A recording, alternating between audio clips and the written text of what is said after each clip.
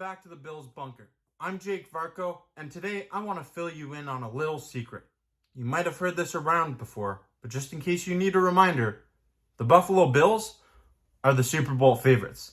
And they just showcased exactly why against the Kansas City Chiefs at Arrowhead Stadium. They got their long-awaited revenge for last year's AFC divisional round game by beating the Chiefs 24-20. What a game. Let's dive into this. This game felt eerily similar to last year's divisional round game. The Kansas City Chiefs had the ball. They had possession of the football with just over a minute to go, and that's a lot of time for Patrick Mahomes and that offense to operate. They did a great job of getting down the field. But the defense came up big. Von Miller getting the pressure, and then Taron Johnson coming up big with an interception in the dying moments of the game. Gives the football back to Josh Allen and the offense. Kansas City had just 2 timeouts remaining, so the Bills had the opportunity to drain the clock. They did exactly that and emerged victorious. But the stuff before that, it was like watching a rerun of last year's game. The Bills' drive that led up to the Kansas City Chiefs' final possession of this game, it was just slow-moving, great operation by that offense, led by Josh Allen. He did a great job running the football, of course. We saw him hurdling defenders again, and he did that last year in Kansas City. But man, Josh Allen's just amazing at doing that. It's something spectacular. It's like watching Superman. It's like out of a movie. You don't see that. You don't see other quarterbacks doing that, but he does it anyways. And it wasn't just that. It was the way that he operated, spreading the football around, getting it to Diggs. Diggs had a big drive there, and then finding Dawson Knox in the end zone. That was just a great, spectacular finish for the offense. And I love how the Bills celebrated a little bit, but they didn't get too up. They didn't get too down in this game. They just had that killer mentality. They really did. They had a killer mindset. They did not want to give any hope to the Kansas City Chiefs. The defense came prepared. They knew that there's tons of time left on the clock. They had to come up big with an interception, especially when Kansas City is driving downfield. They're close to the end zone. So the Bills defense did their job. The offense, of course, did their job as well. Josh Allen in this game had over 300 passing yards once again. Did a great job rushing the football as well.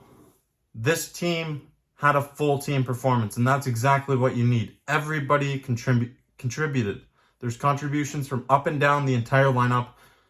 I mean, Josh Allen, Stephon Diggs had over 100 yards receiving. Gabe Davis over 70.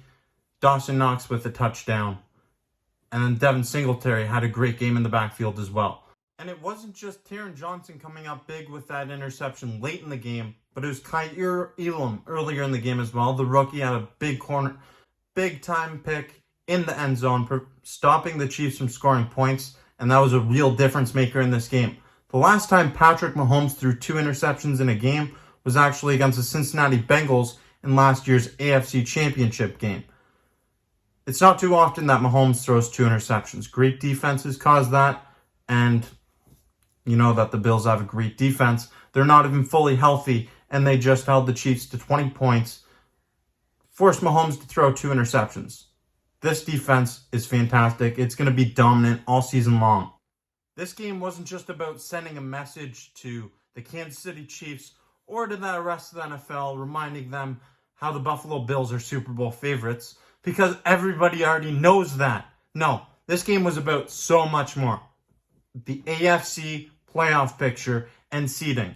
The Buffalo Bills, Kansas City Chiefs, everybody knows that these 2 teams are likely going to be at the top 2 teams remaining at the end of the season. So, the Buffalo Bills have a game in hand over the Chiefs now with a 5-1 record, and they have the head-to-head advantage. So, the Buffalo Bills, it's looking very promising for that number 1 seed and home field advantage come playoff time. But obviously, there's a long way to go.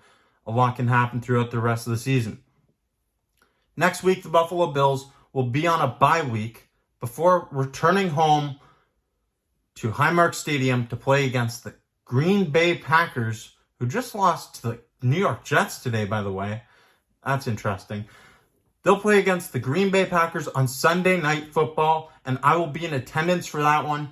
It's going to be a great game. It's going to be a lot of fun on Halloween weekend. Things are going to get scary. Stay tuned for a video coming out then. As always, I'm Jake Varcoe.